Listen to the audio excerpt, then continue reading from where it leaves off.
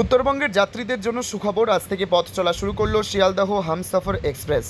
এদিন দুপুর দুটোই জলপাইগুড়ি রোড থেকে ছাড়ে হামসফর এক্সপ্রেস।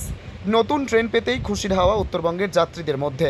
এদিন দুপুরে জলপাইগুড়ি রোড থেকে ট্রেনের আনুষ্ঠানিকভাবে উদ্বোধন করবেন রেলের আধিকারিকেরা। স্পেশাল এই ট্রেনটি জলপাইগুড়ি রোড থেকে ছেড়ে আগামীকাল ভোর 4টে নাগাদ শিয়ালদায় পৌঁছবে ট্রেনটি। আগামী 20 জুন থেকে পুরোদমে যাতায়াত করবে ট্রেনটি। রেলের পক্ষ থেকে জানা গেছে ট্রেনটিতে 22টি কোচ রয়েছে। 584 কিলোমিটার যাত্রাপথে ট্রেনটি জলপাইগুড়ি রোড থেকে ছেড়ে NJP, Aluabari road, Kishanganj, Barsoi junction, Samsi, Malda town, new Farakka, Jangipur road, Azimganj junction, Berhampore court, Krishnanagar city junction, Ranaghat junction, নৈহাটিতে থামার পর শিয়ালদাতে ঢুকবে ভোর 4টেয়।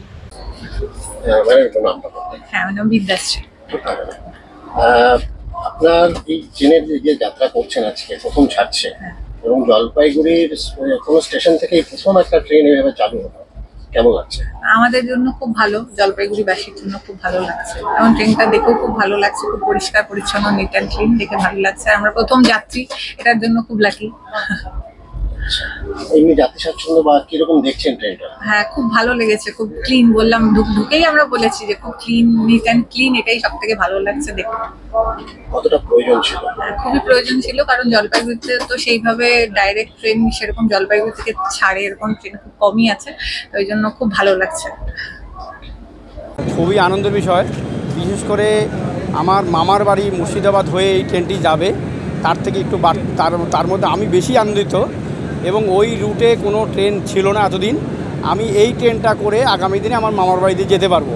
এবং বাংলা, বিহার, উড়িষ্যার নবাব ছিলেন নবাব সিরাজদৌল্লা, ঐতিহ্যবাহী শহর, তার উপর দিয়ে এই ট্রেনটা যাবে। এতদিন ওই দিক থেকে কোনো ট্যুরিস্ট যদি শিয়ালদা থেকে মুর্শিদাবাদ অবধি আসতো, তারা কিন্তু জলপাইগুড়িতে আসতে পারতো না, জলপাইগুড়ি যে জঙ্গল এলাকা উপভোগ করতে।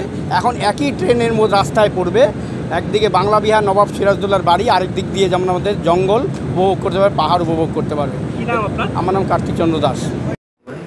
देखिए, जब भी कोई ट्रेन चलती है डिमांड पर, वो शुरुआत में उसकी फ्रिक्वेंसी कम होती है, 1 दिन 2 दिन, वीक में 3 दिन, इस हिसाब से होती है। और जैसे जैसे लोग उसको यूज़ करना शुरू करते हैं, डिमांड बढ़ती है, तो उसकी फ्रिक्वेंसी बढ़ती है। और ये भी काफ़ी डिमांड है यहाँ की, और हमें लगता है कि आने वाले समय में इसकी फ्रिक्वेंसी बढ़ेगी।